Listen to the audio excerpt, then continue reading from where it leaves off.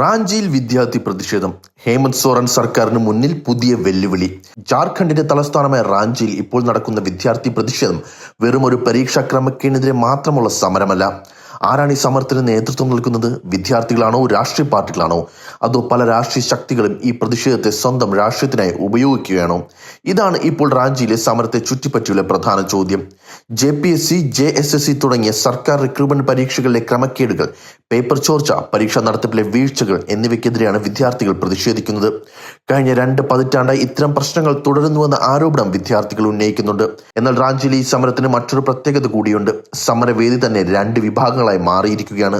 ഒരു വിഭാഗം JPSC, JSSC reform Munch എന്ന വിദ്യാർത്ഥി കൂട്ടായ്മയുടെ നേതൃത്വത്തിലാണ്.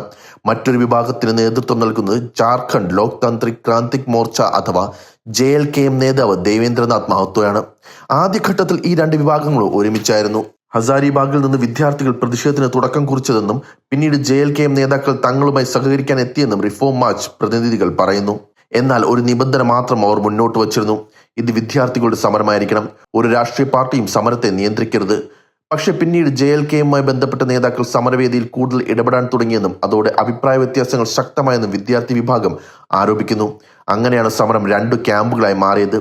അതേസമയം JLKമിന് പറയാനുള്ളത് മറ്റൊരു കഥയാണ്.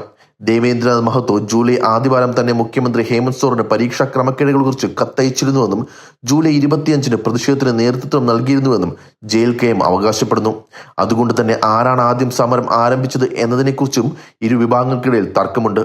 ഇതിനിടയിൽ മറ്റൊരു പ്രധാന കാര്യം കൂടി സംഭവിച്ചു. ദേശീയ രാഷ്ട്രീയ പാർട്ടികളുടെ വിദ്യാർത്ഥി സംഘടനകളും സമരത്തിലേക്ക് എത്തി.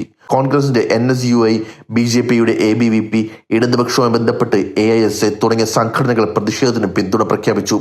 പക്ഷേ പ്രതിഷേധിക്കുന്ന വിദ്യാർത്ഥികൾക്ക് അതിലും ഒരു പ്രശ്നമുണ്ട്. അവർ പറയുന്നത് വളരെ വ്യക്തമാണ്. പാർട്ടികളുടെ കൊടിയും രാഷ്ട്രീയവും പുറത്തുവച്ച് വിദ്യാർത്ഥികളെ മാത്രം ഞങ്ങളോടൊപ്പം നിൽക്കൂ. കാരണം വിദ്യാർത്ഥികളുടെ പ്രശ്നം രാഷ്ട്രീയ പാർട്ടികൾ തങ്ങളുടെ രാഷ്ട്രീയ നേട്ടത്തിനായി ഉപയോഗിക്കുമോ എന്ന ആശങ്ക അവർക്കുണ്ട്. ഇത് വെറും ആരോപണം മാത്രമല്ല. BJPയും കോൺഗ്രസും പ്രതിഷേധത്തെ പിന്തുണയ്ക്കുമ്പോൾ AISAയും സ്വന്തം രീതിയിൽ പ്രതിഷേധ പരിപാടികൾ സംഘടിപ്പിച്ചു. ഓഗസ്റ്റ് 8-ന് ABVP പ്രവർത്തകർ മുഖ്യമന്ത്രി ഹേമന്ത് സോറന്റെ വസതിക്ക് സമീപം പോലീസുമായി ഏറ്റുമുട്ടുകയും ചെയ്തു.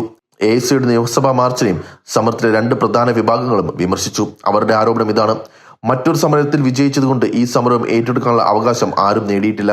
അതായത് ഒരേ ആവശ്യങ്ങൾക്ക് സമരം ചെയ്യുന്ന വിദ്യാർത്ഥികൾക്കിടയിൽ പോലും നേതൃത്വം, രാഷ്ട്രീയം, ക്രെഡിറ്റ് എന്നിവയെ ചൊല്ലി വലിയ തർക്കമാണ് നടക്കുന്നത്.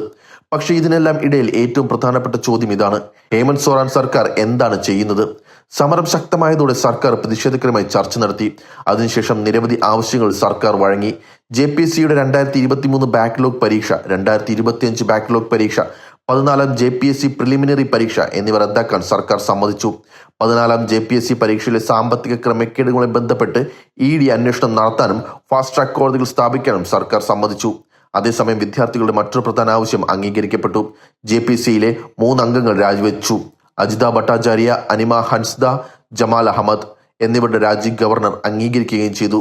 പക്ഷേ ഇവിടെ എത്തിയപ്പോഴാണ് പ്രധാന പ്രശ്നം. വിദ്യാർത്ഥികൾ JSSC CGL പരീക്ഷ റദ്ദാക്കണമെന്ന് ആവശ്യപ്പെടുന്നു. എന്നാൽ സർക്കാർ വിരമിച്ച ജഡ്ജിയുടെ നേതൃത്വത്തിലുള്ള ഉയർന്നതല ജുഡീഷ്യൽ അന്വേഷണമാണ് നിർദ്ദേശിച്ചതെന്നാണ് റിപ്പോർട്ട്. അതോടൊപ്പം CBI അന്വേഷണത്തിനും സർക്കാർ സമ്മതിച്ചിട്ടില്ല. ഇതാണ് ഇപ്പോഴത്തെ സമരത്തിലെ പ്രധാന തർക്കം. വിദ്യാർത്ഥികൾ പറയുന്നത് CBI അന്വേഷണം വേണം, സർക്കാർ പറയുന്നത് ജുഡീഷ്യൽ അന്വേഷണം മതിയെന്നാണ്. ഇവിടെയാണ് വീണ്ടും പ്രതിഷേധം ശക്തമാകുന്നത്. ഇതിനിടയിൽ മുഖ്യമന്ത്രി ഹേമന്ത് സോറനും പ്രതികരിച്ചു. രാഷ്ട്രീയ പാർട്ടികൾ യുവാക്കളെ വഴിതെറ്റിക്കരുതെന്നാണ് അദ്ദേഹം പറയുന്നത്. വിദ്യാർത്ഥികളുടെ പരാതികൾ സർക്കാർ കേൾക്കുന്നുണ്ടെന്നും അവരുടെ അവകാശങ്ങൾ സംരക്ഷിക്കേണ്ടത് സർക്കാരിന്റെ ഉത്തരവാദിത്തമാണെന്നും സോറൻ വ്യക്തമാക്കി. അതേസമയം ഒരു രാഷ്ട്രീയ പാർട്ടിയുടെയും പിന്തുണ വിദ്യാർത്ഥികൾക്ക് ആവശ്യമില്ലെന്നും അദ്ദേഹം പറഞ്ഞു. ഇവിടെ സോറൻ സർക്കാരിന് മുന്നിലുള്ള വെല്ലുവിളി വളരെ വലുതാണ്. കാരണം ഇതൊരു സാധാരണ പ്രതിപക്ഷ പ്രതിഷേധമല്ല. വിദ്യാർത്ഥികളുടെ യഥാർത്ഥ പ്രശ്നങ്ങളാണ് സമരത്തിന്റെ അടിസ്ഥാനം. അതേസമയം BJP, കോൺഗ്രസ്, ഇടതുപക്ഷ സംഘടനകൾ ഉൾപ്പെടെയുള്ള രാഷ്ട്രീയ ശക്തികൾക്കും ഇതിൽ താല്പര്യമുണ്ട്. അതുകൊണ്ട് തന്നെ സമരം എത്രത്തോളം വിദ്യാർത്ഥികളുടെ കയ്യിൽ തുടരും എന്നതാണ് പ്രധാന ചോദ്യം. ഇന്ന് ഓഗസ്റ്റ് 10-ന് നിയമസഭാ ഖരാമിനും വലിയ പ്രതിഷേധത്തിനുമാണ് വിദ്യാർത്ഥികൾ തയ്യാറെടുക്കുന്നത്.